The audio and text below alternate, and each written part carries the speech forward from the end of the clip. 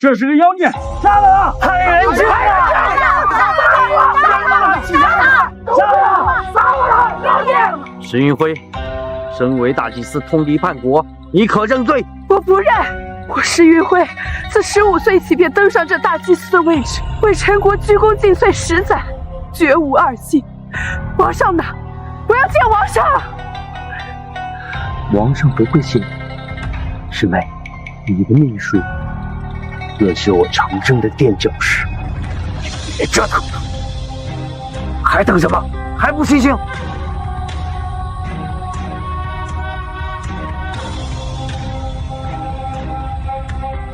皇上，大祭司石英辉已经伏法，这是他的项上人头。哈哈哈哈！好！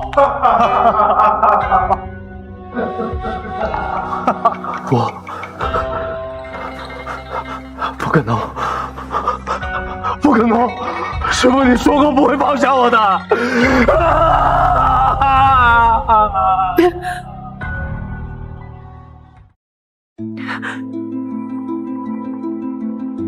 你以为自杀就能吓得住我们？彩礼我都收了，你今天必须嫁过去。我是谁？杀了他！我在哪儿？我不是死了吗？少在这里装傻！想死也等我把彩礼拿到手了再死！我不能嫁给别人，让我吃不起。天照，我不能如约嫁给你了，我们来世再见。莫非我这是借尸还魂了？空王赤口流连，三凶齐全，我这是刚重生就碰上生死大劫了。此处唯有速起是吉兆，难道我得顺应天命，嫁人才能破解劫难？识相的就给我好好收拾收拾，待会儿傅家来接你去结婚，别脏到灰头土脸的，给我丢人！喂，我跟你讲话呢，听到没有？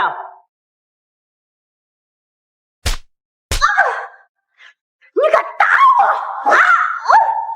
本座从前乃是堂堂大祭司，你是什么肮脏玩意儿，也配跟本座动手？我是你妈，让人教训一下，怎么了？哼，你鼻梁露骨，口大齿乱，额头低展，日月不明，典型的克夫克子克全家的面相，所以你没孩子，怀了也会掉。老娘辛辛苦苦给你找了门好亲事，你不但不感激我，还咒我！啊！我才不相信你的鬼话呢！到底让我嫁给什么人？快说！快说！我说，你先把脚拿开！就是这个人，别的我也不清楚了。各位请进，这位就是石小姐和这怎么回事？副管家，都是你们要找的新娘就是我，这桩婚事我同意了，不过我有个条件，就是彩礼必须交到我手上，1分都不能给他。你说什么？我知道你们为何要我去冲洗傅寒川的命格为天机满，年干为正印，明摆着是富家之后学业有成。可惜啊，正印正财其实是大凶，此人体质虚弱，久病未愈。9宫当中唯一的变动是在夫妻宫，天府流月，也就是我说的没错吧？石小姐懂这些啊？我就不和各位绕弯子了，如果你们不答应我的要求，我就不嫁了。你们大可以把我绑回去成婚，然后我跳楼自杀，你们少爷这辈子都别想好。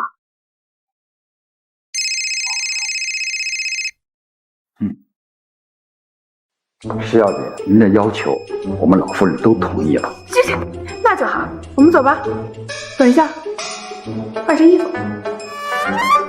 Now I can tell you about success, about fame, about the rise and fall. 少夫人，这就是您住的地方。星辰，我们上一叫傅寒川。傅寒川，他竟长得和星辰一模一样，这究竟怎么回事？这等风水局，怪不得傅寒川醒了过来。不过这路数和手法倒是和我有些相似，不知是师承何处。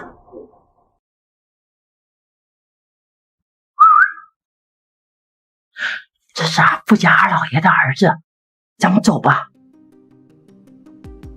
真没想过，我这大哥都成了不能动的废人了，还有个这么漂亮的嫂。你敢打我！打的就是你，不敬兄长，轻薄长嫂。你爹妈就是这么管教你的吗？你快放开我，不然老子弄死你！长嫂如母，既然你父母管不好你，那就由我代劳。行，你给我等着，我饶不了你！怎么办呢？你真不应该得罪二少爷。怎么得罪了？二少爷被二老爷娇宠惯了，无法无天，也就大少爷能管教他几句。现在大少爷成了植物人，你连个保护你的人都没有，二少爷绝对会报复您的。报复我？大抵看看这位二少爷的命够不够折腾。少夫人，老夫人要见你。史小姐来了，请坐，别客气，喝茶。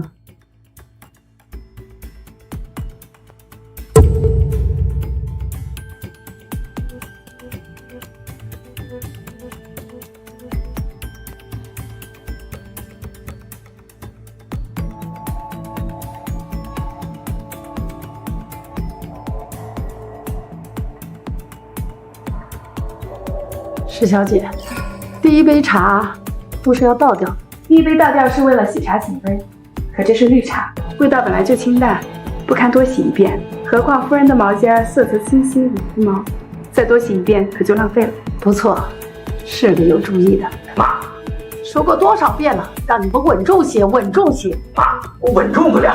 老孙喜一进门就打了好文。奶奶，你看呀，这是真的。傅浩文调戏我在先，辱骂我丈夫在后，我还没找人评评理，你们倒是先恶人先告状了。笑话，我儿子一表人才，相貌家世差在哪样啊？用得着调戏你？我看准是你勾引我儿子。徐姐当时也在场，孰是孰非，问问她不就知道了。一个下人，谁知道他嘴里的话是谁教的？就算他看见你们拉拉扯扯，又能证明什么？谁知道事情的真相是什么？要我说，你就干傅寒川成了植物人，就把主意打到浩文身上。对，就是这个贱人勾引我。好，既然你这么说，那我有几个问题想问问你。老子身正不怕影斜，你问。你说我勾引你，什么时候？为什么是在我的房间？又为什么是我和徐姐在房间待一会儿之后，你进来又被看见？难道我蠢到自己偷情还要自留把柄？就在今天晚上，是在晚饭后。为什么要等？因为根本就是你突然闯进来，然后不知廉耻的调戏我，才被徐姐看见。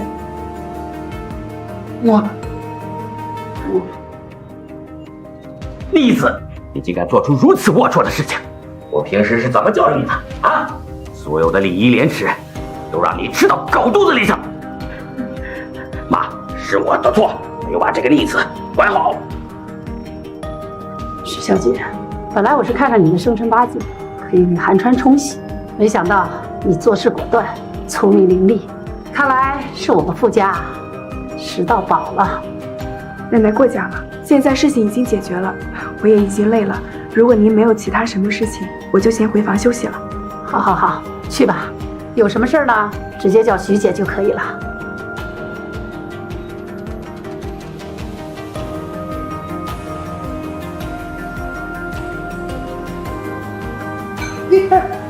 张奶奶，你没事吧？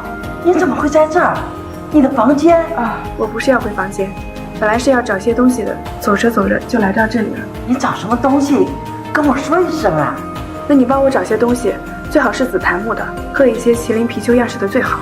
张奶奶，你要这个做什么？我自有用处。我先回房间了，你找到了直接拿过来就行。哦，好。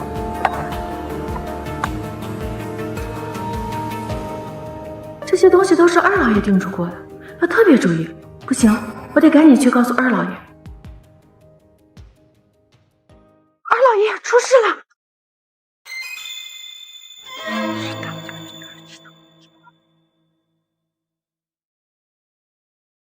继续盯着他们。您放心，你们家这位新来的大少奶奶不简单呐，她肯定是看出了风水有问题，所以才想借着驱邪品帮助傅寒川调理周身的阴阳气血。如果任由他破坏我布下的法阵，你也会受到反噬。别忘了，这阵法当中用的可是你自己的替身傀儡啊！老子谋划了这么久，绝不能让他坏了事。既然如此，你就别犹豫了。这只蛊祈祷傅寒川必死无疑。但你之前也说了，这件事有损阴德，我们只能利用风水让傅寒川虚弱。你把这阵法当中自己的傀儡替身给换掉就可以了。傀儡替身必须和傅寒川有血缘关系才行，这能找谁替啊？你是说？自然是找个老不死的，也算是废物利用。好，正好可以让石云辉做这个替罪羊。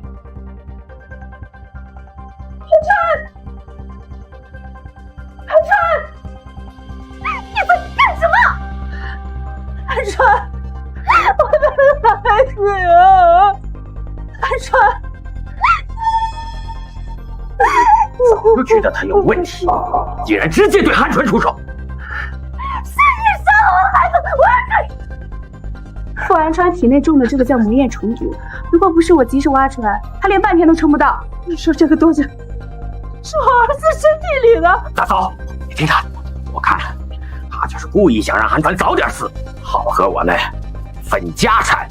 要我说，报警吧，这可是故意杀人罪。谁都不许动他！寒川，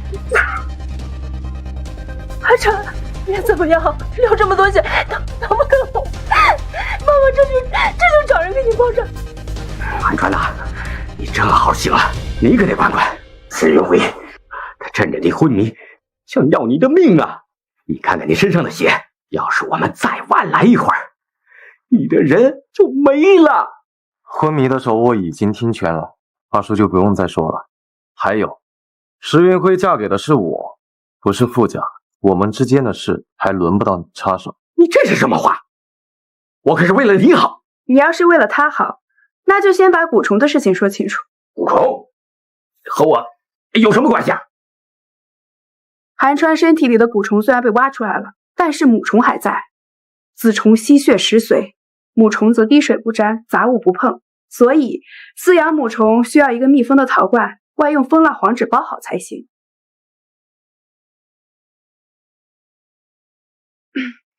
子母虫之间是有联系的，所以跟着子虫的引导就可以找到母虫所在了。胡说八道！这世上怎么会有如此怪力乱神的事情啊！你们都别吵了，就按云辉说的做吧。妈，你别听他鬼扯。你们刚才说的话呀，我都已经听到了，我已经安排张婶去搜了。鬼不鬼扯，试试不就知道了。老太太，按照您的吩咐，在二爷房里搜到了这个。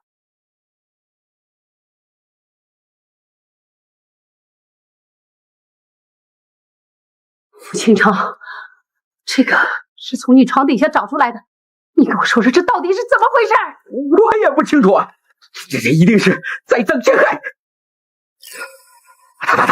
他这么清楚这个东西是什么样子，一定是他放的。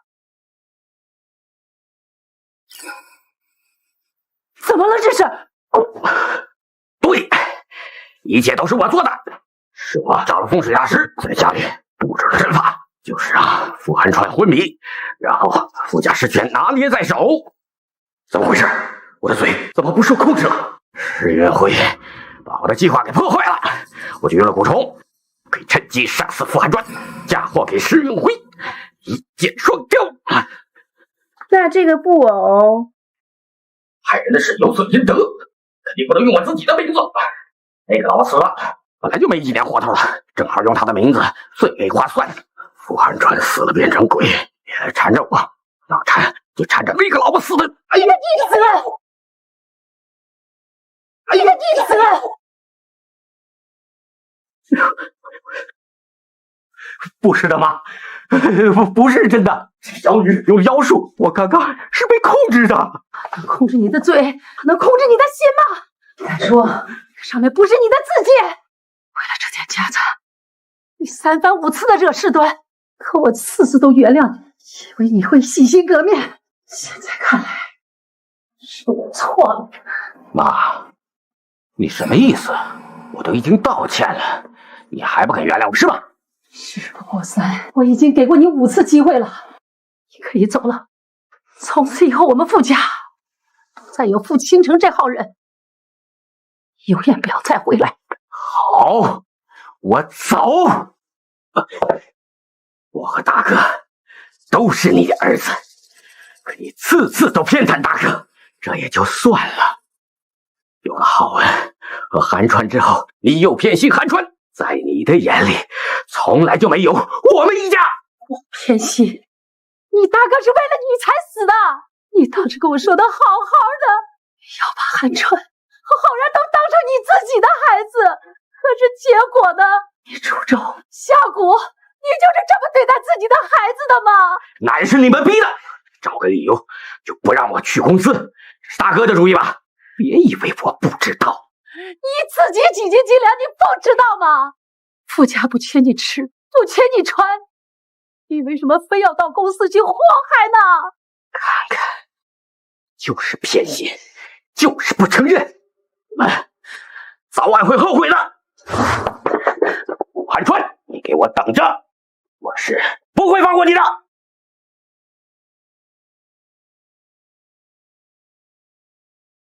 主人，傅倾城已经被赶出傅家了，只是属下还没能确认石云辉的身份。没关系，这次本座去亲自确认。孩子，今天多亏了你呀，要不是啊，后果不堪设想。只是在几本杂书上看过，没想到今天派上了用场。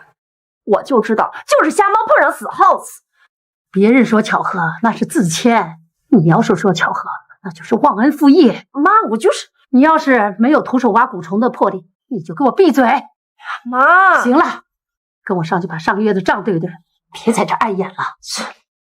你们两个呀，好好聊聊。走啊！刚才谢谢你啊。我是说刚才你帮我说话的事情。既然你嫁给我，就是我的人了，没有道理被别人欺负的。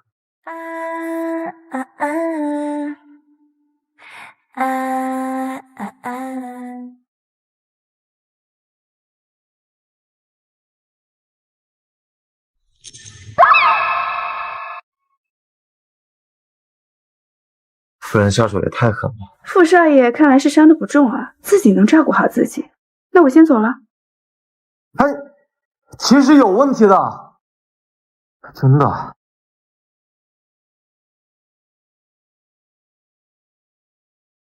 我这心怎么跳得这么快？还是因为他顶着星辰的脸，所以显得太奇怪了？你们不能进！闪开！一边去！你这个小畜生，是不是你把这个钱里给收起来了？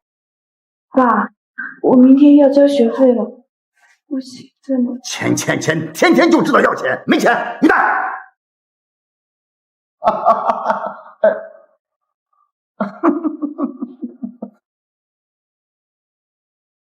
哎，老板，从小到大你管过我一天吗？还配跟我要彩礼？不是你怎么说话呢？啊，再怎么说我也是你爸。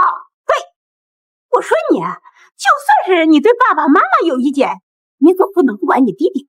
你弟弟那么小，学费、生活费都需要钱，他可是跟你血脉相连的亲人呐，你不可能不管他吧？我早说过你命里无子，这个孩子是你装作怀孕，偷偷弄的。他出生的时候，把你支开了吧。云辉说的是真的吗？云辉说的是真的吗？因为这个孩子，他在你这里捞了不少好处吧？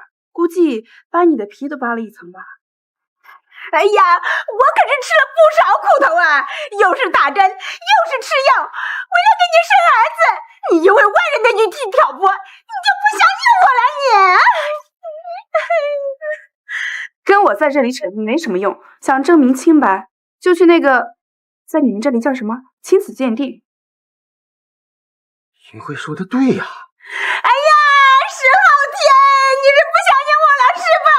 好，做亲子鉴定，如果小浩是你的孩子，立马离婚，我带着孩子，这辈子你都别打算见到孩子了你。哎呀，不，你太没良心了！别哭！你说我怎么会能不相信你呢？你啊，亲爱的，不是我相信你。我说你这个孩子啊，你心肠越来越毒了，你学会理解我们之间的感情了你呀！啊，我跟你说，你今天呀，必须得把钱给我拿出来，别让我们在这吵来吵去的。拿钱，快点把钱拿出来！石先生，云辉已经嫁给我了，就是我傅家的人，你这样动手动脚，我就是啊，你是副总，再这么说，我也是这个死丫头那个云辉的亲爸，是吧？你看他总不能是从这个石头缝里蹦出来的吧？我们含辛茹苦把他养大，你怎么也得给点辛苦费吧，对不对？好，既然你都这么说了，那我们今天就来清算一下云辉在石家的开销。傅家按10倍给你，但我的要求是，从今往后，云辉和石家再无半点关系。好，副总爽快。哎，那个这样啊，咱们就先从他不用麻烦石先生了，我来帮你回忆回忆。从云辉出生直到现在，就花了3万块钱，翻10倍就是30万。傅寒川，你真以为我们石家没有脾气啊？这死丫头好歹也是个黄花大闺女，你睡也睡完了，你就是卖给别人，她也不值这区区的30万。天底下哪有这么便宜的事儿？要不然石先生就好好睁眼看一看。傅家早就把云辉的事迹调查清楚了，除了出生必要的开销，你们几乎1分钱都不给。他从初中就开始打工了，这笔账绝不可能算错。这里是现金30万，拿上它，滚出我家！哎，好，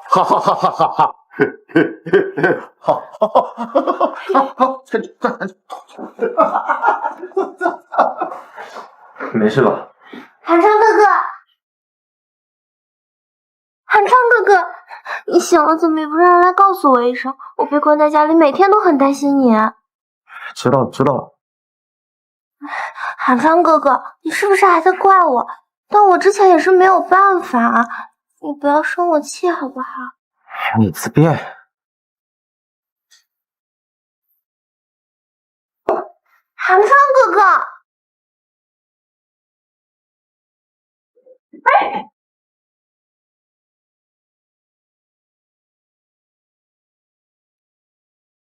你没事吧？我还好，我可能动到伤口了。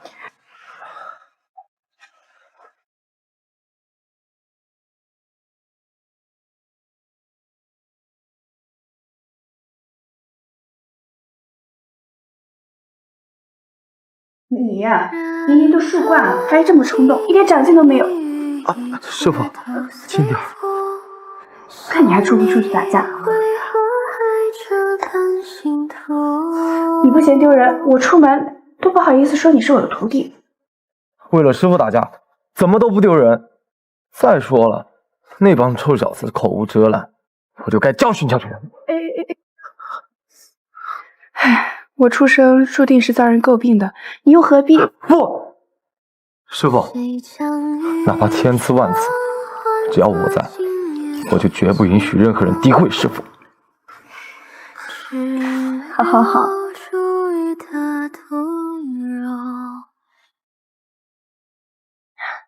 怎么办呀，阿姨？汉川哥哥对那个嫁过来冲喜的那么好，这不是仗着有个救命之恩吗？就对韩川邀恩图报。这再加上这老太太也喜欢这个，这不一直护着她。她不就是个嫁过来冲喜的，有什么大不了的？咱们得想办法把她给赶走。哎，对了，我记得她有一个前男友来着，要是被人发现他俩还没有断了联系，这老太太就是再喜欢也没有理由再留着她。这是个好办法。谁？别拿着嘴！我是燕州。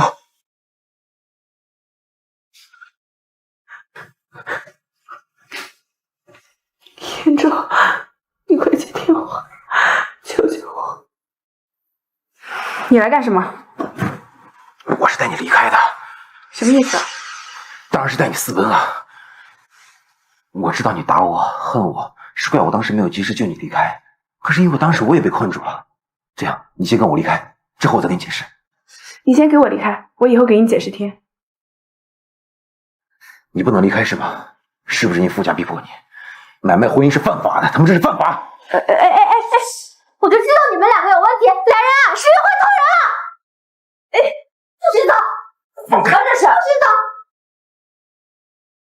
你谁呀？这是史玉慧的男朋友，我亲眼看到他们两个拉拉扯扯、搂搂抱抱的。但现在看来，拉拉扯扯的是你俩。你是为了云辉而来，对吧？对，我要带我爱人离开。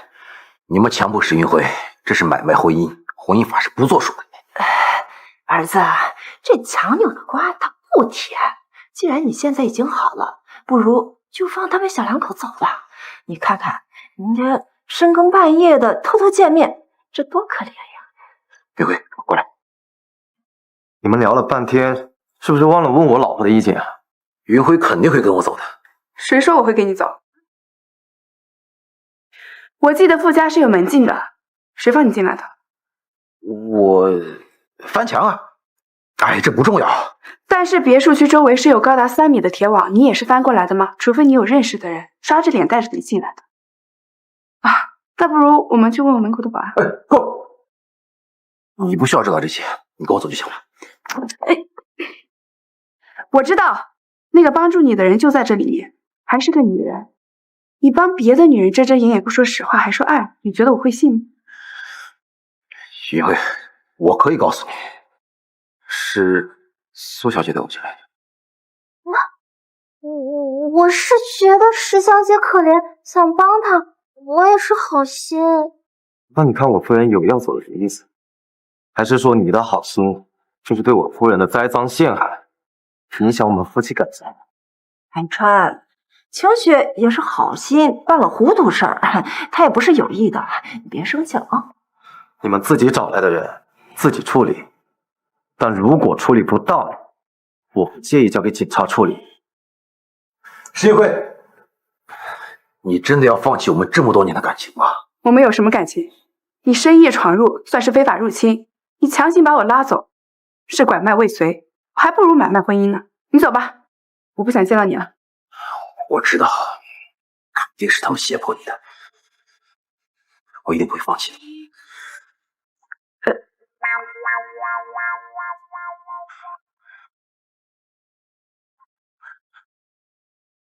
你是谁啊？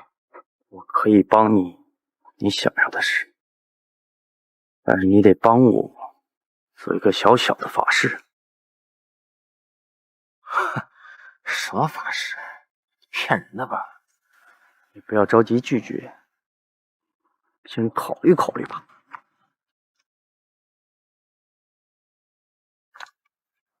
怎么，你真的要为你的前男友守节啊？有时候我真想不明白，你到底是不是现代人，脑子里尽是一些陈腐的东西。毕竟你已经是我的人了，那陆衍州对你如此念念不忘，我又不难免有些担忧。担忧我们旧情复燃，给你戴绿帽子。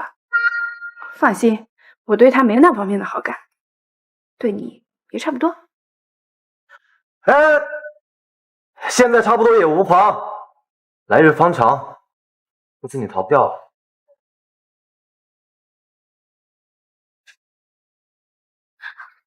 我亲眼看到石云辉对寒川哥哥不待见，还把寒川哥哥赶出去。可是寒川哥哥根本就不在乎。哎呀，别生气了，这石云辉刚跟她前男友见了面，这转脸就对我们家寒川冷淡了。这说明啊，他那个心里肯定还有他那个前男友。这到时候啊，我们家寒川心里肯定会有疙瘩。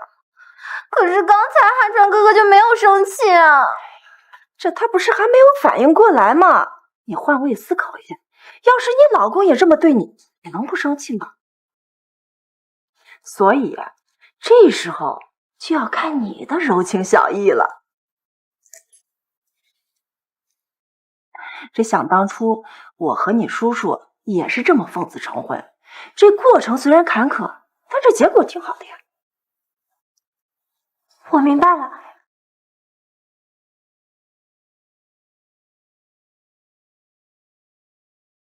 你来干什么？寒川哥哥，我怕你饿，来给你送点吃的。我已经要睡了。寒川哥哥，你要是真的准备睡了，就不会坐在这儿看天了。是不是还在因为石小姐和她那个男朋友的事情不高兴啊？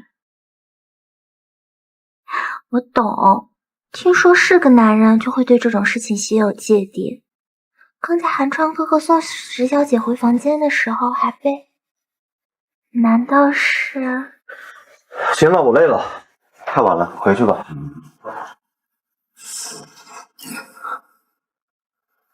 什么味道？寒川哥哥，我喜欢你，我是真心喜欢你，我喜欢了你好多年了。那个冲洗的凭什么捷足先登？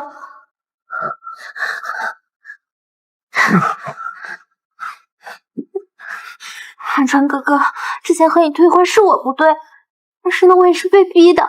我爸爸看你生病了，就不想我嫁给你。现在我想明白了，我喜欢你，不管你变成什么样，我都喜欢你。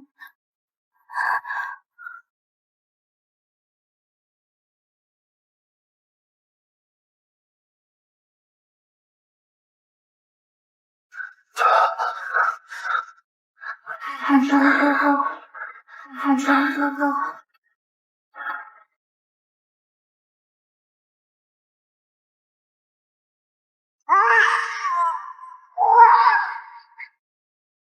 你寿命已尽，虎虎停留只会耽误轮回。今日我占据你身体，也算是有缘，我便送你一程。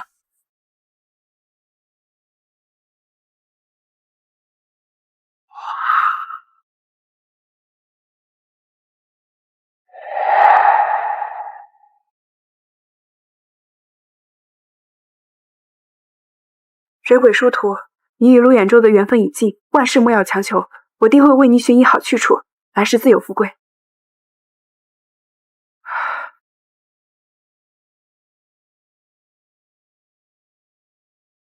寒川，雨辉，帮帮我！寒川，合欢花粉，你被下药了。寒川，不要！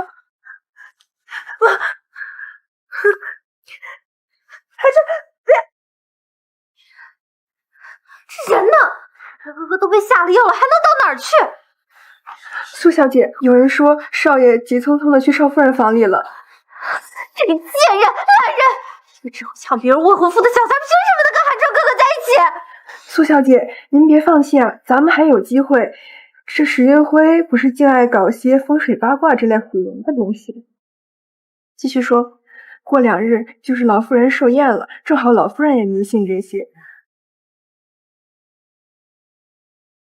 对呀。到时候傅家觉得石云辉是个上不得台面的东西，自然就会干得好，到时候我不会亏待你。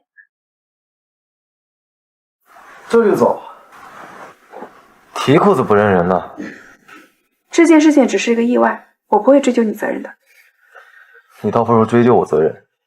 啊，还有，我发现傅家有人布置风水阵法，对你很是不利。但是我可以帮你解决这个问题。不过我有个条件，事成之后我要和你离婚。为什么？我命中有大劫，和你的婚姻只是我的变数，所以我才会选择嫁过来。但傅寒川，我和你毕竟不相识，我想你也不会和一个陌生人共度余生，我也不会。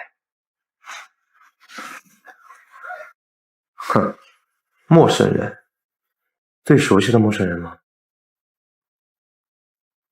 那也得看你有没有本事破了这阵法。妈，过2天就是您寿宴了，我呀想好好大办一场，正好庆祝庆祝寒川大病初愈。行，寒川，没事了，带一辉出去逛逛，置办几身衣服。到时候呀，我们傅家一定会来不少的人。我们傅家的少奶奶第一次见人，一定呀不能落了下风。奶奶，不如我陪着石小姐一起去吧，毕竟石小姐没有参加过这样的场合，肯定什么都不懂。我跟着去还能帮着参谋参谋。这种小事就不劳烦苏小姐了，反正苏小姐也没参加过几回。况且，我夫人穿什么都好看，我最了解了。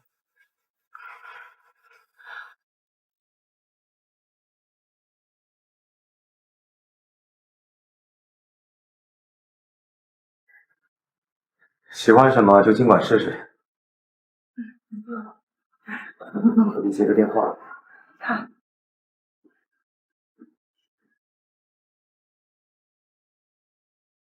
真是不好意思啊，石小姐，这件衣服我要了。那件衣服我也要了，去给我包起来。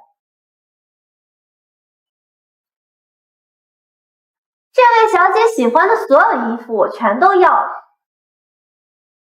你什么意思？没什么意思，就是有钱任性。毕竟苏小姐呀，身份高贵，多买几条裙子也没什么吧。寒川哥哥怎么没跟你一起来啊？在奶奶的面前表现的那么恩爱，该不会都是装出来的吧？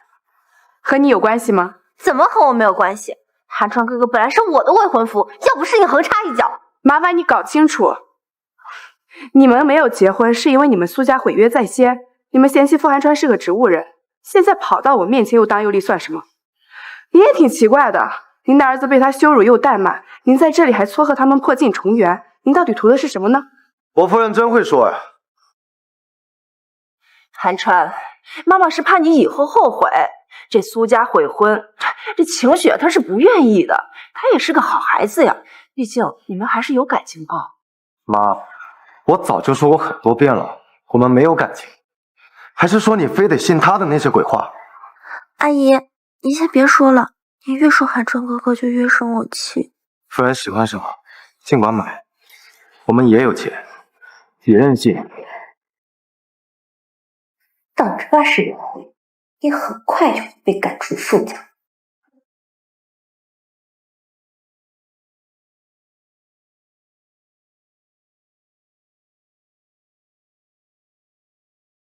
这件怎么样？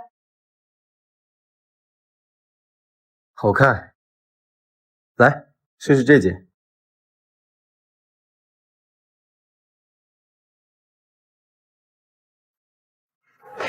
你干什么？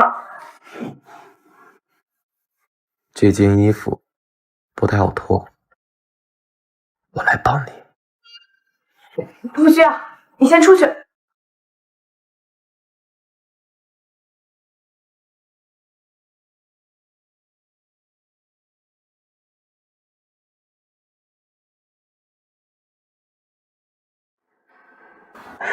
你会弄脏衣服的。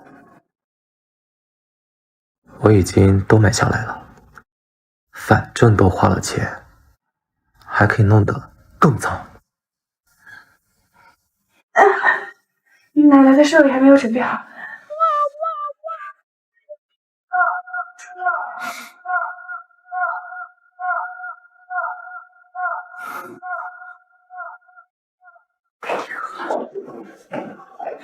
您就是石小姐吗？啊，你好，听说您懂风水，想请您抽空到我家里坐坐。啊，我先生和傅先生是合作伙伴，我想石小姐应该也愿意帮助合作伙伴想想招财进宝的办法，对吧？这是我的荣幸。那位就是您的儿媳妇吧？瞧着气质真好。是吗？夫人不好了，老夫人晕倒了。什么？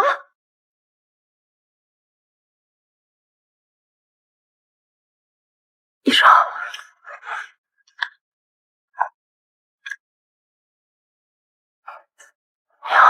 老夫人的病症很奇怪，像是心脏病发作，但是又不太一样。而且之前体检，老夫人明明没有这方面的问题。那该怎么办呀？建议送到医院做一次全面检查，确认一下病症。不行，不能送去医院，这根本不是病。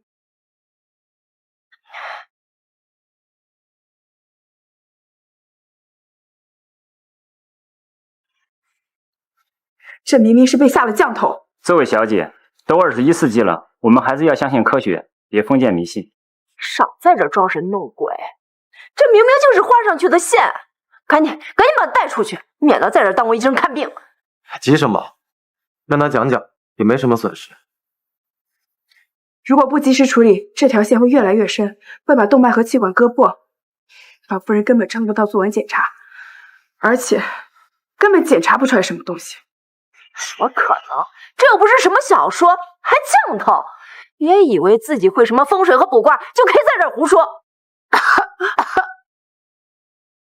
这到底怎么回事？难道是中毒了？我来。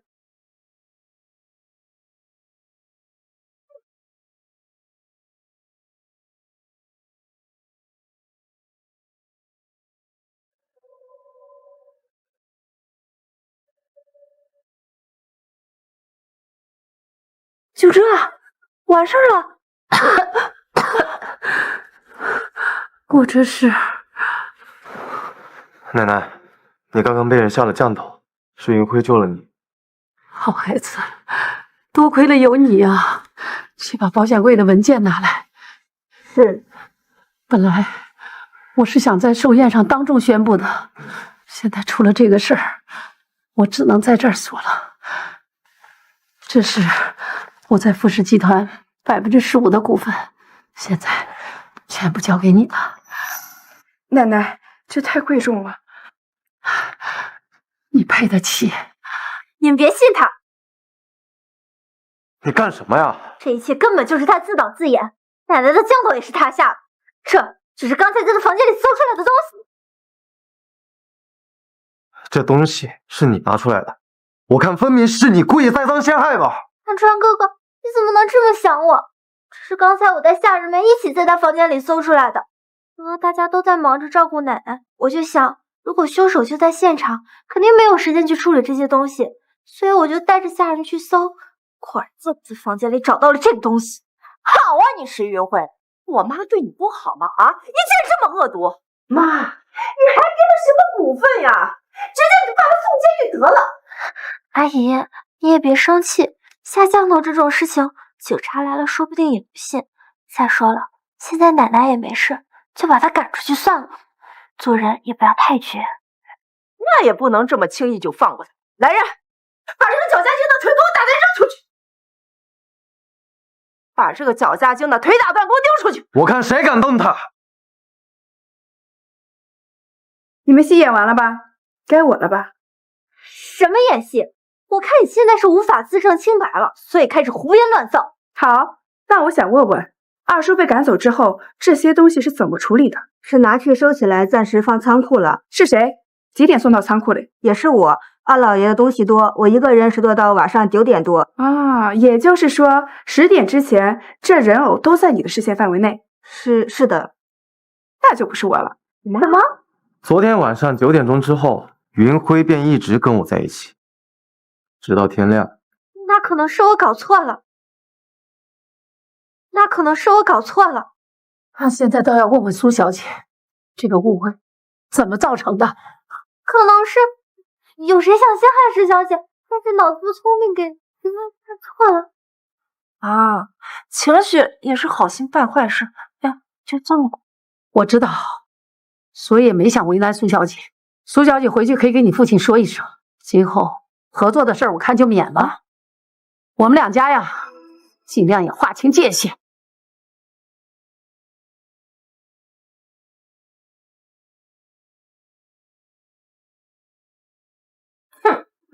这有的人呢，真是一点餐桌礼仪都不懂，连刀叉都不会用，也不知道父母是怎么教的，也不知道谁非整这个西餐，这刀啊擦的哪有筷子实惠？徐姐，去把筷子整理过来，顺便炒几个小菜。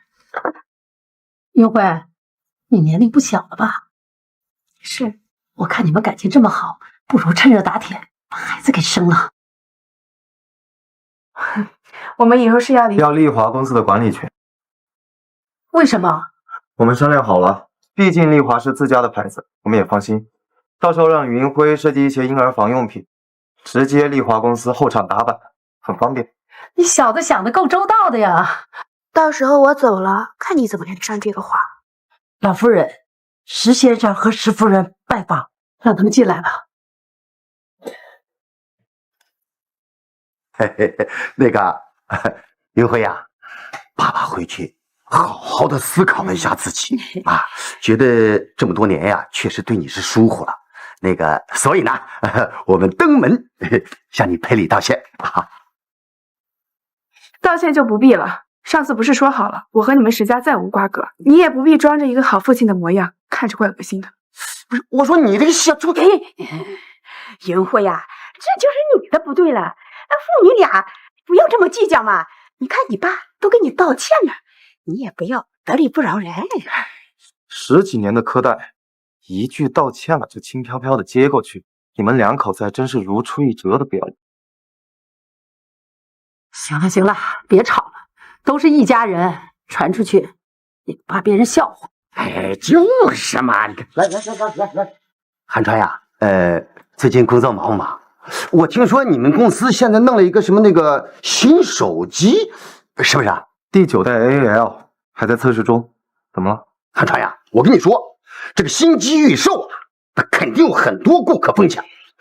咱们呢，先来一波这个饥饿营销，每天呢咱限量发售，再找一个人呢，说是内部有关系，可以加价购买，咱也不加多，一台机器呢就额外加他50%，你想想这个钱呢，它哗哗的进来呀。那都是不务正业的人干的事儿，我们傅家还不至于为了这点蝇头小利算计来算计去。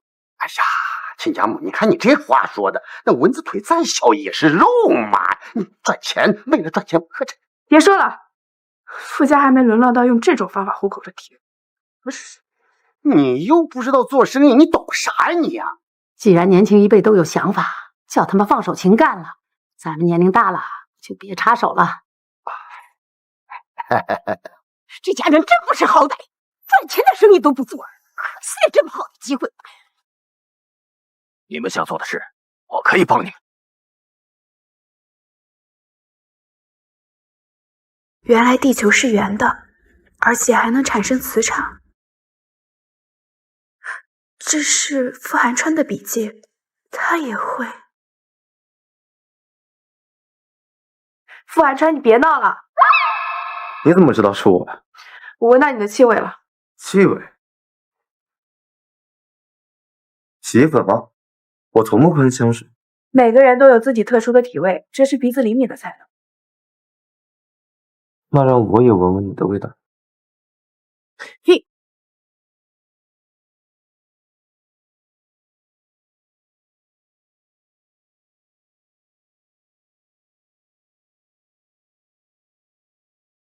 怎么了？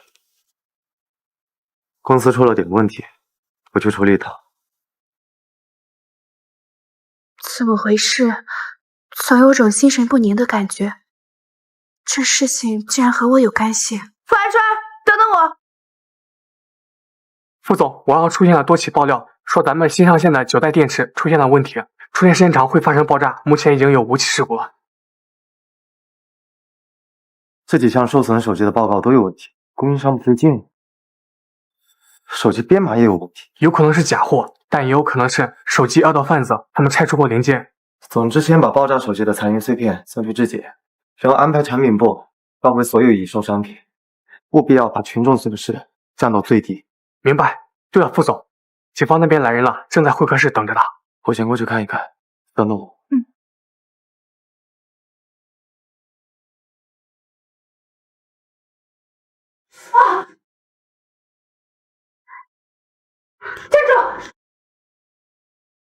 虽然这件事的真相还有待商榷，但是出于人道主义，我们公司愿意垫付所有受害者的医疗费用。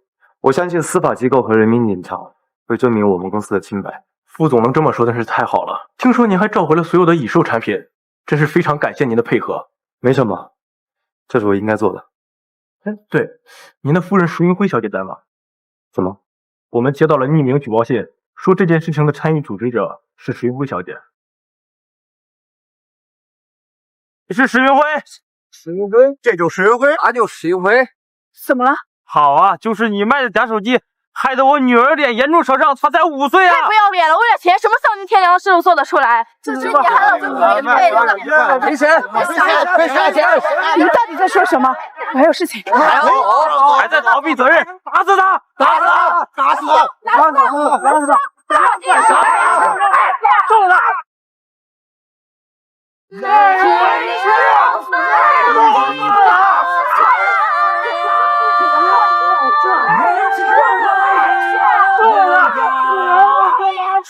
据说这个妖孽不仅迷惑了大王，近年来的山洪大暴都是他搞的鬼。抱着堂堂大祭司不做，非要当个祸水，真不要脸！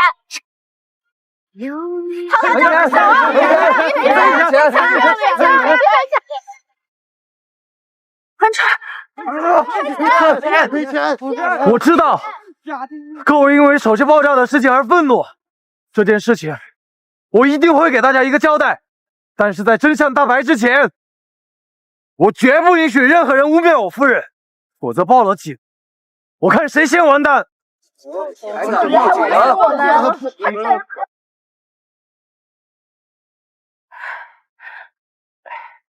疼不疼啊？没事吧？这点伤和你当年断头之痛比，根本算不了什么。我突然跑出来，是因为在办公室里看到了一个奇怪的东西。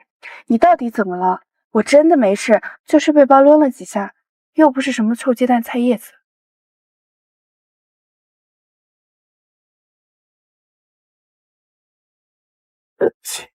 我又没事，你是不是中了什么东西啊？我看看。以前是我没用，以后不会让你受到任何伤害。你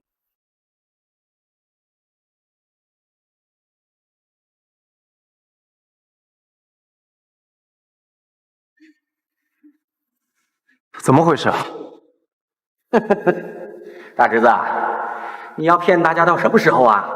你的宝贝夫人倒卖自家山寨货，引发爆炸案件，影响公司的声誉，你不该给大家一个说法吗？这件事情还没调查清楚，二叔有什么证据？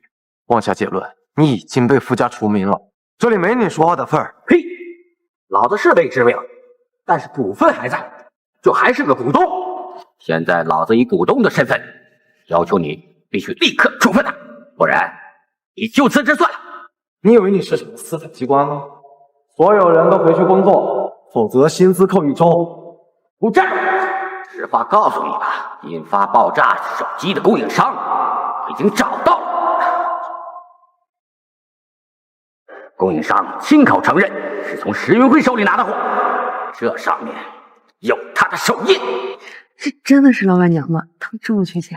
脑子有问题了，这不自己挖自家墙角吗？没有。不知道。这件事情需要时间调查，给我1周时间，我会给大家一个交代。如果真的是我夫人所为，那就像二叔所说的，我已就辞职。你说1周就1周，3天，走，我全体股东都不答应，是不是啊，各位？是。好，就3天。你刚刚不应该答应的，太冒险了。你相信我，我会保护你的，悲剧不会重演。对了，我之前想问你的，那个东西是从哪里来的？我搬来这间办公室就有了，当时我看着挺好，就没管它。这间办公室大叔帮我装修的。看来又是二叔的风水局。这件事情和二叔脱不了关系，当初他被赶出家门，就耿耿于怀。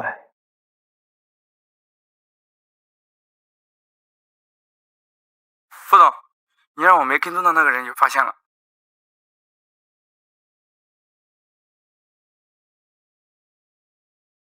你刚刚说跟踪的是谁？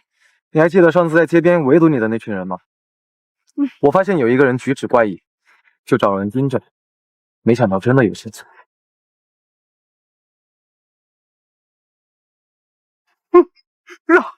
饶了我吧，大哥，我先全给你们。说，谁指使你的？说，谁指使你的？我听不懂你在说什么。你在光廊小区有2个家的事，你老婆不知道。我都说，别告诉我老婆，都是傅二爷让我干的。他们让我煽动受害者去找石云辉，我就是喊了几句，但受害者是真的。你来这个工厂是干什么的？我只知道这是一家手机生产基地，是傅二爷让我办完事来找管事的人领钱。饶了我吧，我什么都不知道。有个小鬼，有个小鬼，小鬼不是带走，拿了钱都从你丢了。短时间内别回本市了啊！经理，这到底怎么了呀？我们生产的真的假手机？这个时候了，你还问个屁？要是等被抓了，都等着吃牢饭吧。什么人？黄志忠，这李队啊！哎，有话好好说，有话好好说啊！这间工厂是你的？不是，我也是个臭打工的，我哪能敢开工厂啊？是不是？你老板是谁？这说，我老板姓石，石景天。这你也知道。我明白了，上次我爸妈去你家找你删高价炒手机的事情，你没同意，他们就动了歪心思。至于我指纹合同的事情，只要我用过的东西，他们都可以用指纹来伪造。真是抱歉，因为我父母……不是你的错，我二叔也参与其中，他们肯定是同谋。我已经报警了，他们就该为自己的行为付出代价。你们就等着警察吧。把他抓起来！不许动！说什么话？蹲下！傅清城人就在公司，现在已经被抓了，但是石景年夫妻仍下落不明。如果有什么消息，一定要通知我们。谢谢。应该的。老实点，抱头站好。我让人送你回去，这里我来调查。放心，一切都会好起来啊。你怎么在这儿？你还有脸回来？妈，别叫我妈，我不是你妈，你不是我儿媳妇儿，傅家的脸都被你丢尽了。富士 L9代，上新的是产品还是航空恩怨？你爸妈是逃犯，你也不是什么好东西。我劝你啊，尽早滚蛋，还自以会看风水。我看你就是最坏风水的玩意儿。这个你不用担心，我会和傅寒川离婚的。你说的是真的？是，我们一起商量好。你最好说到做到。我言出必行，绝不反悔。勉强相信你一次。你就这么想离开我啊？傅寒川，你疯了吗？是中邪了还是脑子坏掉了？况且我们一开始就说好的，只要傅氏的风水阵一破，本来我们就是要离婚的。你到底有没有心啊？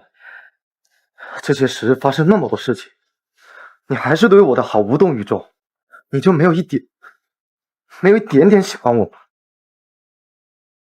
我也不知道，让我想想。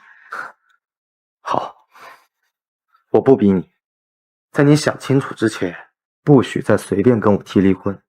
好，我答应你。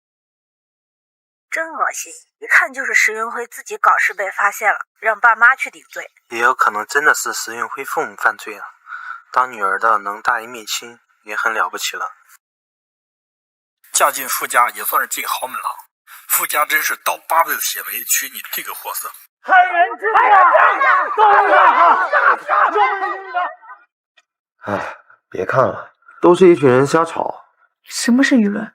舆论就是一个人喊狼来了，然后一群人跟着喊狼来的。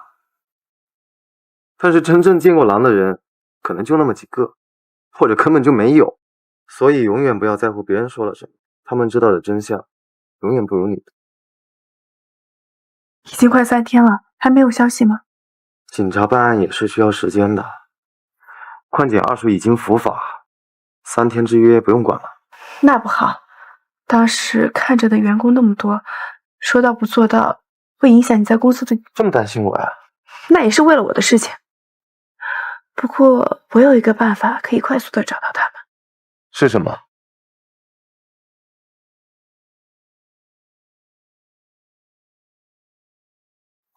这间屋子很长时间没人住了，得先找到我爸贴身的衣物才行。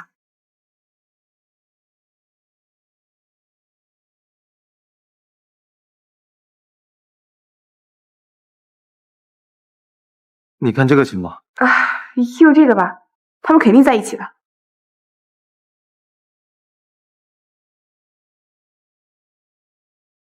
是这个方向，跟着这个手绢指引的方向就能找到他们。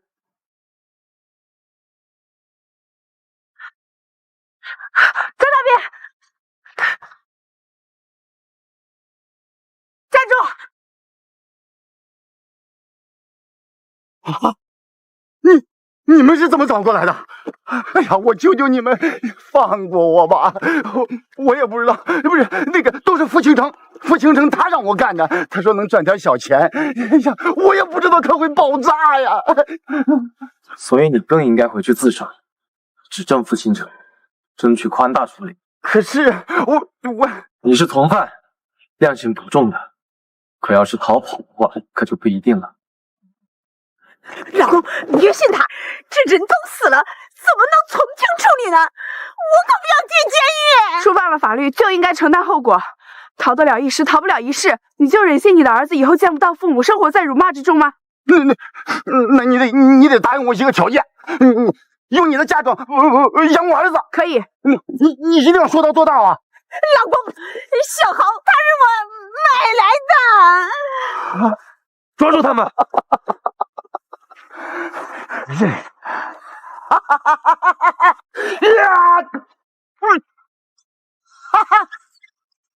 云慧，云慧，你坚持住，这一次我一定不会让你出事。跟着我。想起你的脸庞。果然是你，我终于找到你了。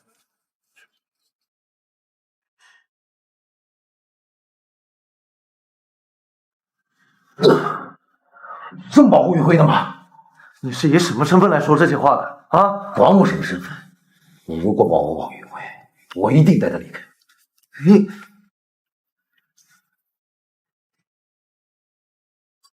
他怎么样？病人只是皮肉伤，有点失血过多，目前呢已经输了血，问题不大，让病人好好休息吧。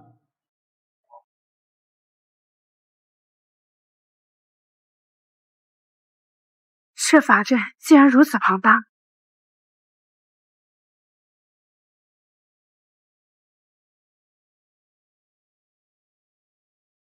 怪不得。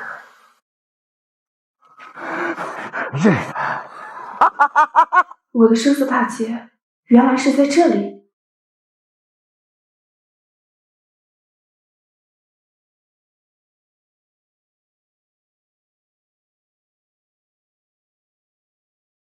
云辉，云辉，你醒了，真是太好了。陆远舟，我要跟你说几句话。起来，你怎么样？你先出去吧。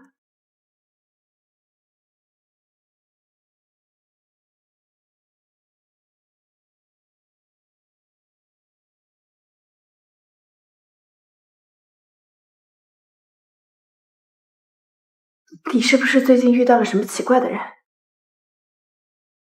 没有啊，你怎么会是我？你别骗我！我已经发现有人在你身上动了手脚，利用你做阵眼，在这个医院布置了一个我都没见过的大法阵。什么阵法不阵法的？云辉，你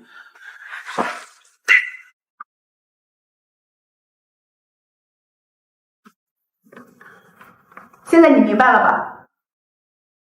这个法阵有很浓的煞气，分明是要置某人于死地。我身上有生死大劫，应该是冲着我来的。之前有个人给了我一个这个，说我把它带在身边，我的爱人就会回到我身边。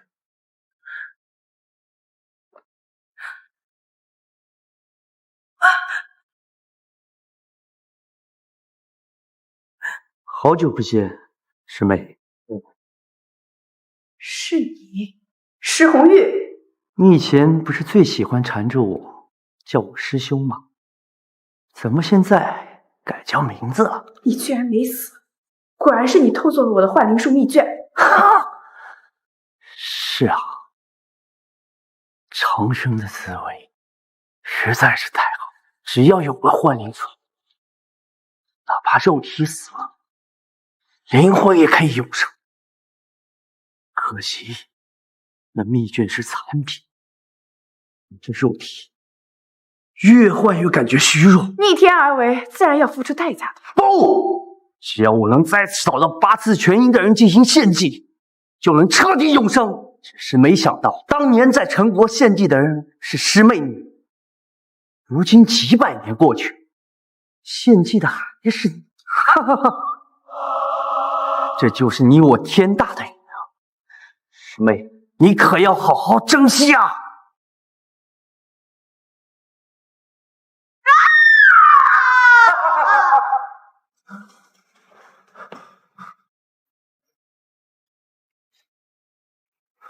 余辉，余辉，你怎么了？他刚刚碰了我带来的符咒，然后就这样了。石红玉，你竟追到这里了，真是阴魂不散啊！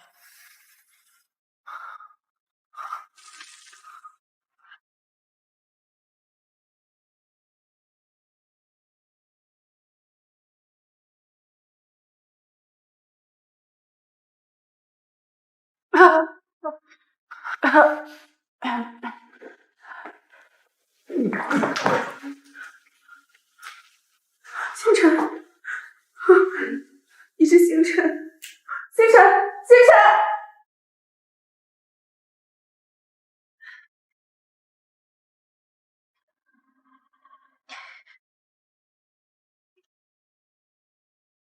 我们来看你了。韩真是怎么了？快找医生！快找医生啊！叫医生已经没用了。啊！你什么意思你？玉慧，韩川是不是得了什么外病啊？是啊，现在当务之急是驱除韩川身上的煞气。你们帮我准备一些东西吧。到现在了，你还敢不搞？行啊，按你云飞说的做吧。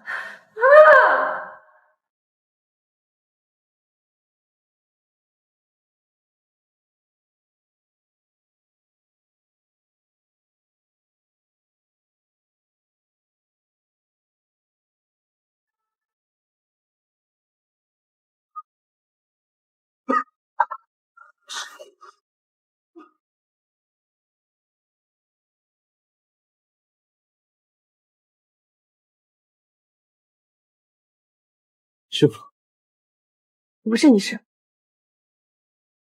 傅，你是不是生我气了？我不是故意隐瞒的，我只是……你只是觉得好玩而已，不过不重要。前世的记忆已经烟消云散，我也并不在意。那前世的事情我们都不管了，好不好？我们重新开始。我以后不会再骗你，我一定好好对你。没有以后了，我们会离婚。什么？当初作为赌约的风水阵，是你自己设计的吧？而且你还阻挠我破解真相，这些已经是你在耍赖了。我不信，我不相信你对我一点感情都没有。我和前世长得一模一样，你不仅没有避开我，反而还后睡。不计一场，睡一觉又怎么了？这些已经不重要了，你保重。我不会同意离婚的。没关系，结婚和离婚都只不过是一张纸而已，不重要。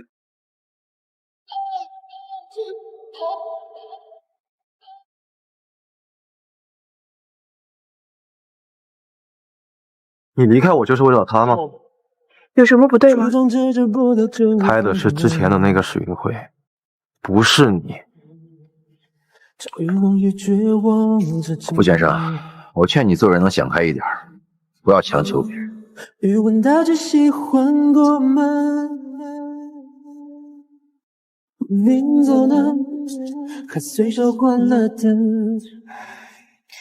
刚才谢谢你配合我演戏。只要你愿意。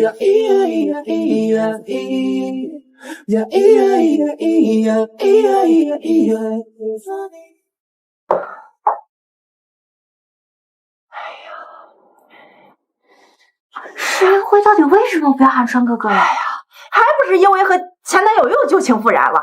我早就说那个女人根本配不上寒川哥哥。接下来就看你们了啊。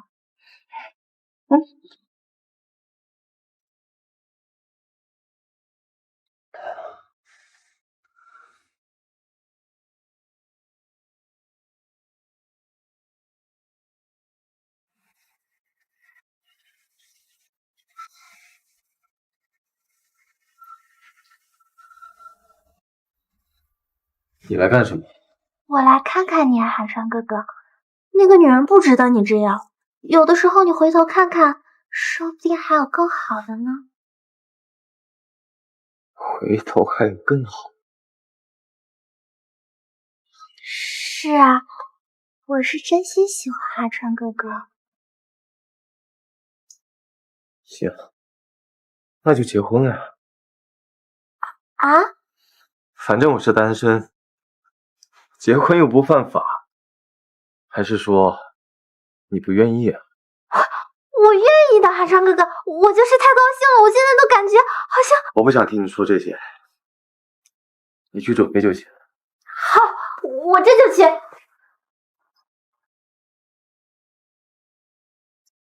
师傅，这回是你想看到的吗？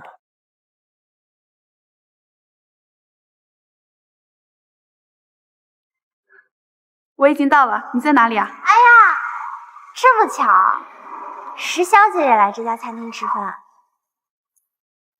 听说这家餐厅在网上评分很高呢，他们家呀情侣套餐特别好吃，所以寒川哥哥今天特意带我过来的。石小姐不会也是特意来这家餐厅吧？久等了，云辉，刚才有事耽误了。你之前想说是这家餐厅，今天终于约到了。原来二位也是来约会的呀？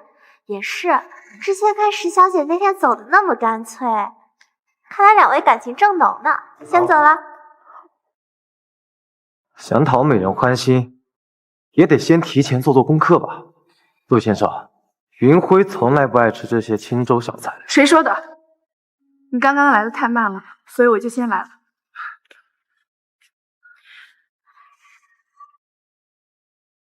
寒川哥哥，等等我。刚刚谢谢你帮我解围。没事，那我们现在……我还有其他的事情，我先走了。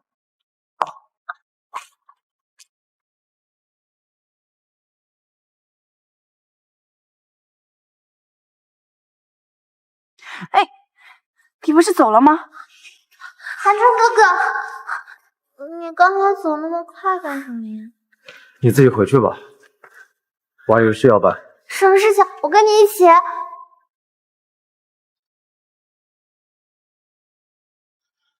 我走了，好让你跟他双宿双飞啊！你就这么快移情别恋吗？你要知道，我们已经没有关系了。只要我一天不同意离婚，我们就还是夫妻。傅寒川，你别逼我报警告你骚扰。你就真的能做到如此绝情？丑话说在前头，如果你再纠缠我，我可说不准会发生什么。好，我可以不纠缠你，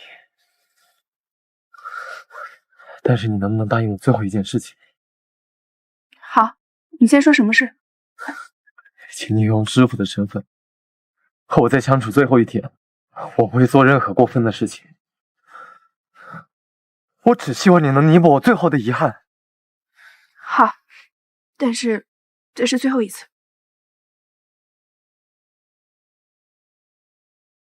两位好，看看要点什么？今天七夕节，情侣优惠哦。不好意思，我们不是情侣啊，不是呀，没关系，准情侣优惠更大。好，那我们多买点。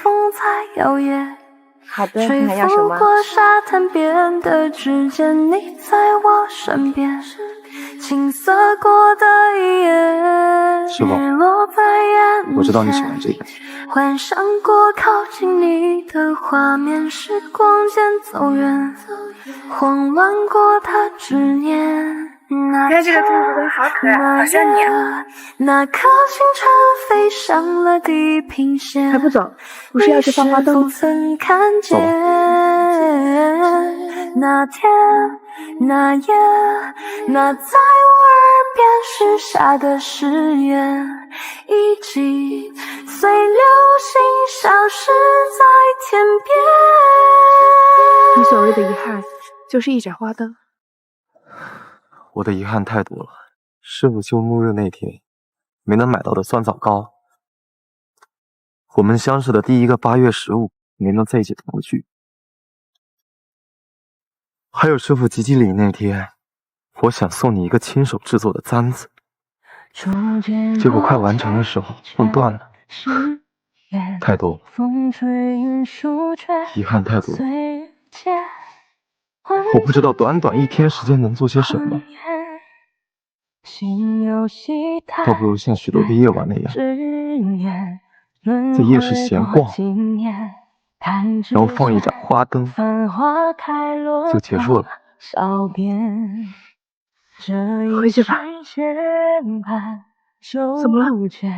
触动了心弦，下一句不知可否再见。你个女人！你明明已经走了，为什么还回来反有个寒川哥哥？你不是已经抛弃寒川哥哥了吗？够了，你冷静点，再闹就不要结婚了。寒川哥哥，我只是太害怕了。从上次悔婚之后，我就一直担心你再次抛弃我。你我之间的恩怨已经结束了，我还有自己的事情要做。会和我一起。师傅，寒川哥哥，看清楚了吗？那个女人从未移情别恋，因为她从一开始就不是你的爱人。我见过石云辉真正的灵魂，他直到死都渴望想要见你，结果他被人占据了身体，自己的魂魄因此湮灭。我不在乎你说什么，我只要他的人，别的不在。愚蠢！明明可以帮你找回石云辉的，你不是说他湮灭了吗？之前嘴里不有一句真话，我只相信我自己。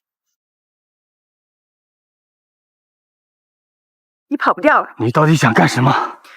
我们来做个交易。我知道你想杀了施红玉，但是你做不到的。他有不死之身。我知道，因为他的不死之术就是从我这里偷来的。什么？我还知道，他用秘术控制了你家人的气运，我可以帮你化解。我该怎么能相信你？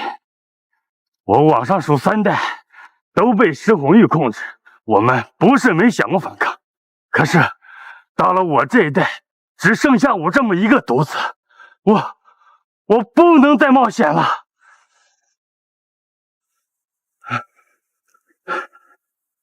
这好像是不太一样了。你真有办法？我有80%的概率能成功，怎么，敢搏一回吗？好，80%概率够多了。我可以告诉你，石红玉献祭的阵法在哪里。不是在医院吗？他不是没有准备的人，真正的阵法在别处。你跟我来。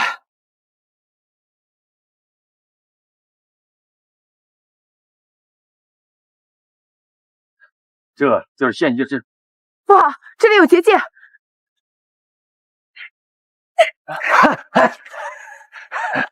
你已经触碰了结界，主人马上就知道了，你跑不了了。你竟然敢骗我！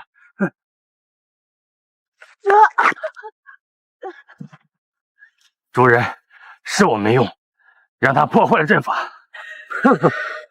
不要紧，简单的破坏影响不了阵法的根本。3节互挂，没有生气引入，一切都是白谈。属下受教了。师妹啊，师妹，本来想多留你几天，没想到你这么着急，想着法往我阵法里闯。看来这是上天的旨意，让你为我的重生付出2次生命。你不会成功的，信不信我现在就杀了你？急什么？还有1个时辰，就是献祭的大好时候。至于现在吧，我要和师妹好好聊聊我们的感情。自不量力呀，师妹。师父总说你天赋高，而我觉得你心智低，不懂人情世故，孤高清傲，你也配做大祭司啊！主人，时候到了。好，开始。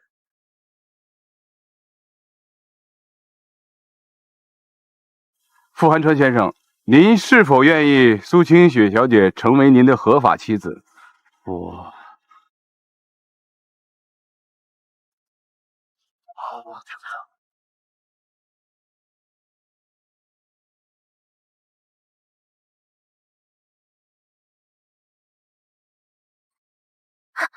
寒川哥哥，你去哪？你快回来！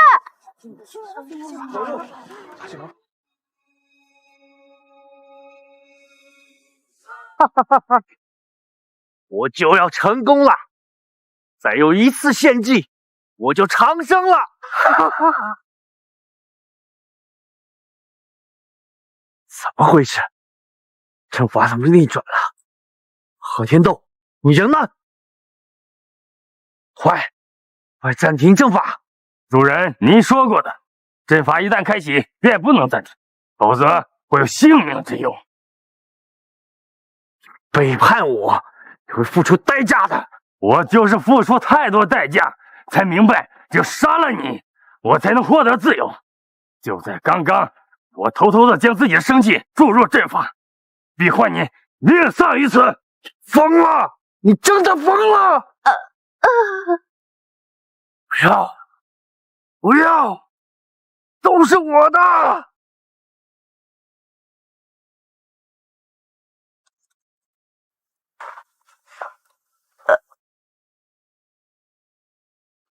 云辉，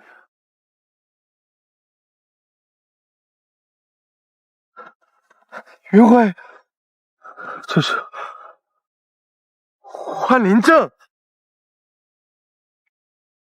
师父，我以后再也不惹你生气了。看看我，你别笑我。他破坏了幻灵阵，导致石红玉杀死魂魄被他吸入了身体，所以我知道，的。师父他不想让我跟他一起。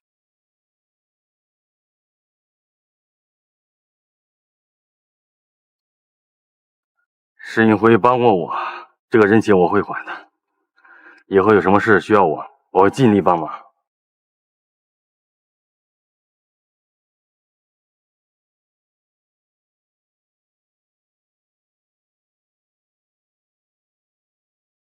妈，你说这寒川一桃花，这到时候怎么给苏家人交代呀？这早就跟你说了，他就是一时冲动。这是怎么了？这咋回事啊？师父，我终于可以这样安安静静看着你了，我已经很满足了。你放心，我一定会陪着你的，我不会让你一个人承担这一切。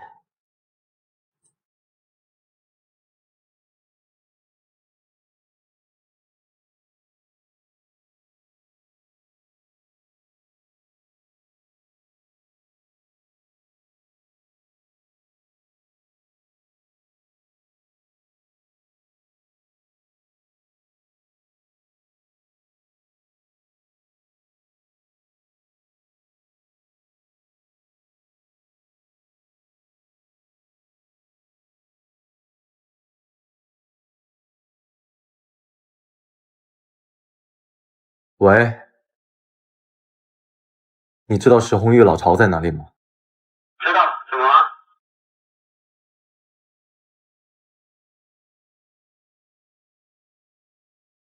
我找到致命术了。虽然金属品阶不高，但是却还是有点麻烦。需要你帮我去石红玉那里偷一样法器，陈国大祭司代代相传的神杵。孩子，逝者为大，现在已经这样了，你还是想开点儿。他没死。如果他要是意外，我们要为他下葬；如果他要是谋杀，我们需要报警的。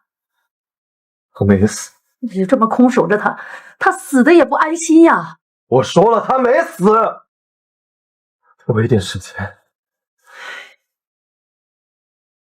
老夫人，刚刚门口来一个制成风水师的，要见韩川少爷。让他进来。这孩子就像着了魔一样，非说云辉没死，他都已经断气儿了。老夫人，这人各有命，他们各自都有各自的造化的，我只能言尽于此。你对他的一片深情，倒是可悲叹。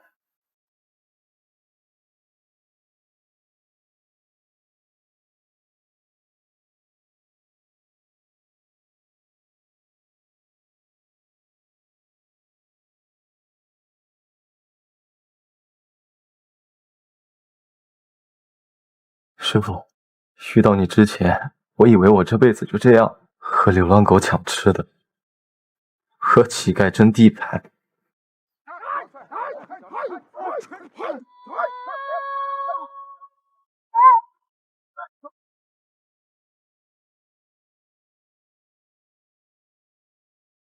我从第一眼见到师傅起，就喜欢上了师傅。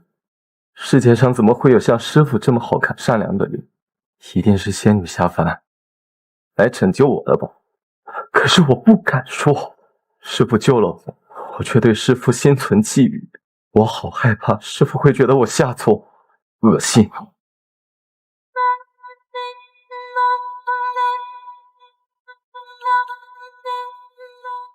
后来我才知道，师傅也是喜欢我的，所以你故意气我，要和我离婚，要去独自面对志红玉，就像前世那样，你突然翻脸，要跟我撇清关系，也是为了独自去死。我真的好蠢，我竟然没有想到，你护了我一辈子，这一世无论如何也该轮到我护着你。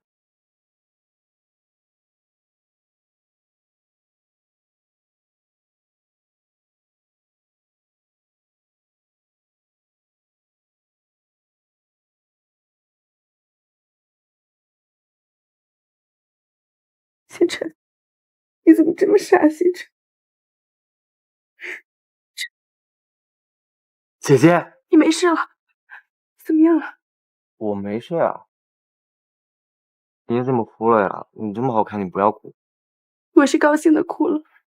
你没事了，我就高兴了。这样姐姐高兴，就不哭了。不行，我今天一定要见到傅寒川。傅寒川是我的未婚夫，他今天竟然抱着个死人！啊，你又活了！我这……你给我让开！他是我的未婚夫，你给我离他远一点！不许你说我姐姐！我不要跟姐姐分开。对他干了什么？寒川哥哥，你跟我走，都是他害了你！我不相信你！寒川哥哥，你都不记得我了？孩子，你也需要冷静。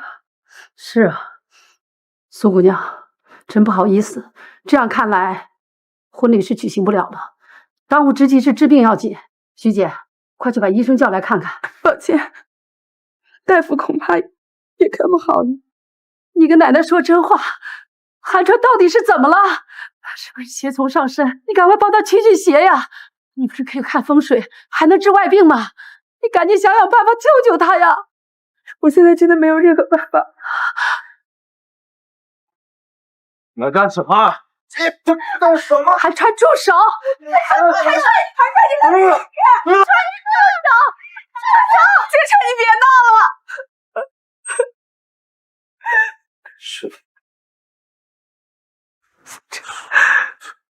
师傅，没事，没事。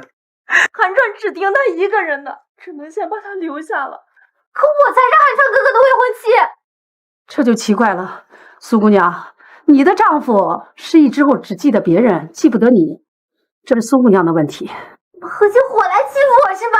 行了，苏姑娘，你要是觉得在这儿待着不舒服，可以先回苏家。等到韩川的病好了之后，我们会派人去接你的。走。我会走的，我不会放弃的。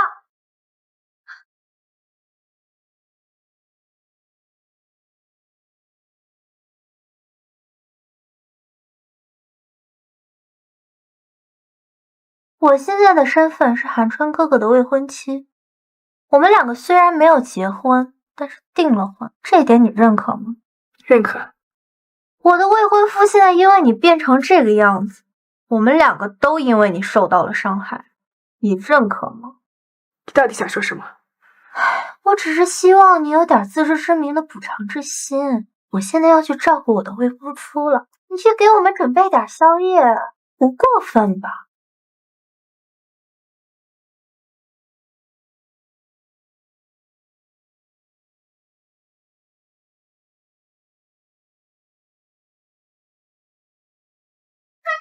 先生，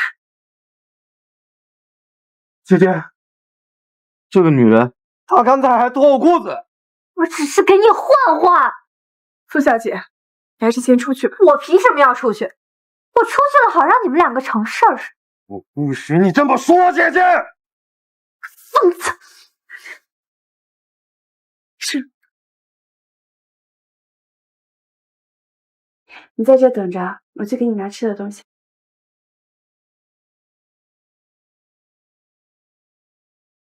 韩川哥哥，你好点了吗？其实这么长时间我也猜到了，你就是假装的吧？你就是反悔，不想和我结婚，不然你也不会那么维护石云辉，针对我。我说了这么长时间，你倒是回话呀！你到底是不是假装的？我真是受够你了，我真是要被你逼疯了！你在干什么？他不好好喝咖啡，我指导一下子，谁知道怎么就弄到身上去了？这是不是你干？不过是个傻子，我打两下又怎么？不服你打我！敢打我！打的就是你，欺负一个不会反抗、不会吭声的你，你以为你很厉害吗？石小姐，有什么生气的事情可以冲我来，不要伤害韩川。怎么了这是？阿姨，对不起，你们拦住石小姐，让韩川受伤了。好个石云辉，当初是你要死要活留下来的，现在竟然这么对韩川！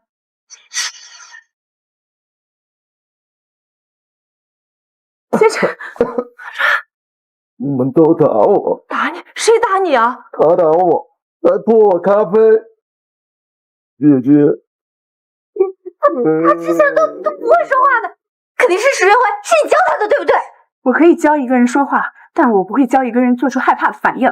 你之前总搞那些鬼啊神的，谁知道你用什么方法控制了韩川哥哥？绝对不能相信他。我的心腹张妈都亲眼看见了，难道你要说我的人也被控制了吗？难道真的是你？你现在怎么变成这个样子？张妈，把苏小姐的行李给收拾了吧，我们傅家不欢迎苏氏的任何人。走就走，之前他是傅氏的继承人，现在都算个屁！收什么呢？我真是看错你了，看错我是因为你蠢，留着一个傻子儿镇，替时过儿媳妇过去吧，求我也不会回来了。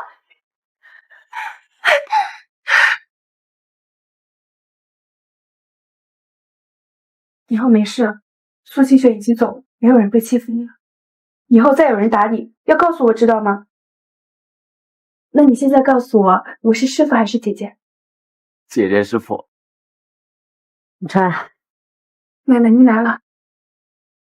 公司出了点事儿，不过没关系，我已经派人处理了，怕公司的人心不稳，一直藏着韩川有病的消息没有公开。不过现在需要韩川亲自出面签字，如今他只听你的，你能不能带他一起来？他已经忘记怎么写字了，我实验过的。那要不这样，先不签字，挑挑毛病，限他们3天内整改。这期间让韩川练练字。只能这样了，对不起奶奶，是我连累了你们。道歉的话已经说了很多遍了，我能看出你的真心。小星辰，我们来一起玩个游戏好不好？嗯。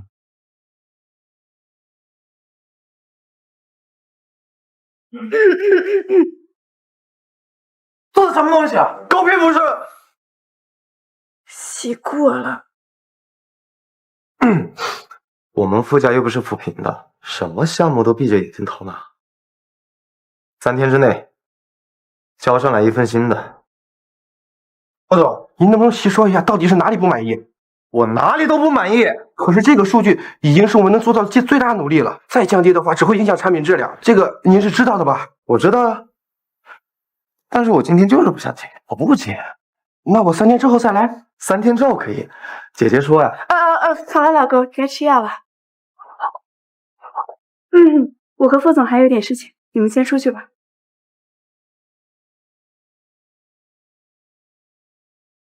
我是老公，我是姐姐的。我们一开始不是说好了吗？怎么到后面就忘了呢？他不让我看姐姐吗？我不知道工作。下午还有个会议，你只要撑着开完会，你的任务就结束了。还有，在开会的时候呢，你就不要说话。如果他们提到你的名字，你就说上厕所，其他的交给我就行了，知道了吗？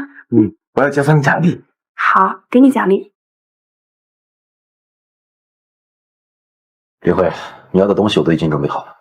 他来干什么？他是来帮你开会的。我自己会开，我不要他帮。怎么疯的这么严重？你才疯！石清晨，我们都是在帮你，你不能这样。抱歉啊，星辰，姐姐说话重了一点，但是公司是你的，我们是在保护你和你的公司，你能明白吗？姐姐，我是不是你的累赘啊？不是，你是我的优秀。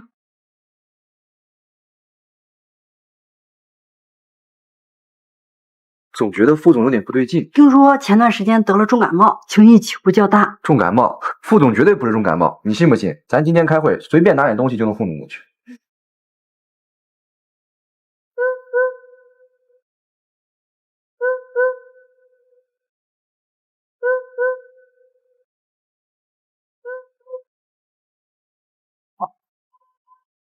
副总，您觉得我这个方案怎么样？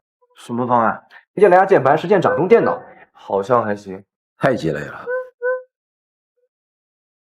对于手机来说，外接键盘并不实用，真正需要它的人都会用便携式笔记本。你把这2个产品放到一块，就变成一个新品，这不明摆着偷懒？对，说的对，偷懒。那副总觉得应该怎么改进？咱们没商量这段，要是穿帮了就完了。那副总觉得应该怎么改进？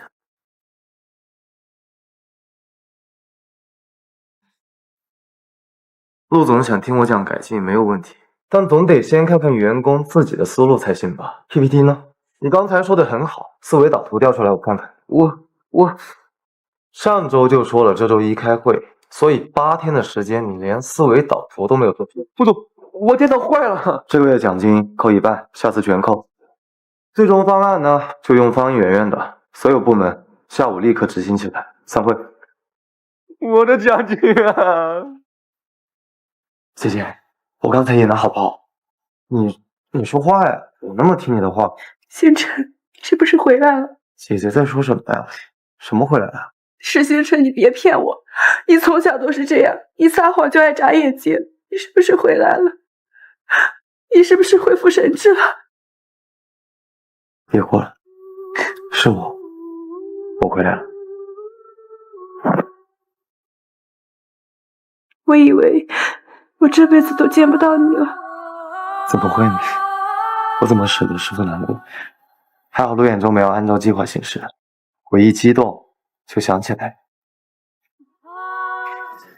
你一个当老总的人，一句话都不说，我问你2句不应该吗？而且你不是可以装作去上厕所离开？我已经上了4次厕所，你还让我上厕所，你就不会不跟我说话吗？你这玩意儿，我要不刺激你，怎么给你治好病啊？你到底是为了给我治病，还是想看我出丑？兖州，你这样太冒险了。如果说没有成功的话，韩川失忆的事情不就爆了吗？行，我先考虑。不管怎么说，还是要谢谢陆先生。你知道我帮忙不是为了你，但是帮忙是为了我的人，真是也不吃亏呀。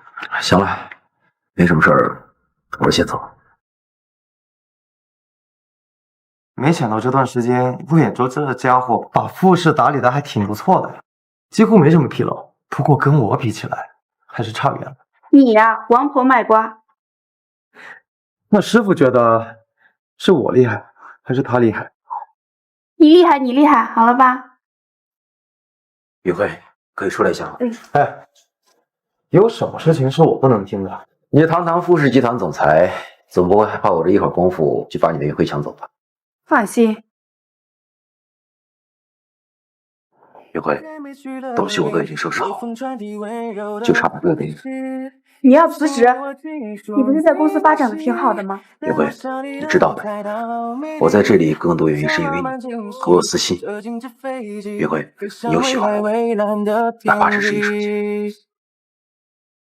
我没有喜欢过你，真正爱你的石云辉已经不在了。兖州，我不是他，对不起。不需要道歉，你也不用自责。凭我的能力，到哪里都能长出一把钉子。而且我做这个决定也是为了自己，我也需要时间理清自己的思绪。加油！看来你已经完全清醒。在我没有恢复正常的日子里，很感谢你对我妻子的照顾。如果以后有需要帮助的地方，我个人或者是副使都可以为你提供帮助。承蒙副总关怀，不过我们应该以后不会再见面了。提前祝二位百年好合，团结同心。不许叛变的男人，你什么时候这么小气了？我一直这么小气，从今往后你只能靠我。你愿意嫁给我吗？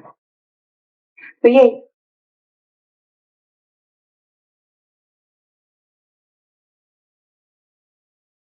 听说你家儿媳本领可大了呢，韩川的病也是她治好的吧？可不是嘛，我们能娶到云薇这样的媳妇儿，是我们傅家的福气。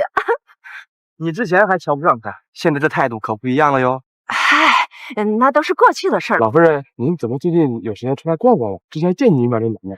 这不把掌家权交给云辉了，我老太婆呀也该退休了。傅寒川先生，您是否愿意与石银辉小姐结为合法的夫妻？无论她贫穷或是富有，健康或是疾病，青春靓丽还是容颜老去，你将会与她相亲相爱，永远的陪在身边。请问您愿意？我愿意。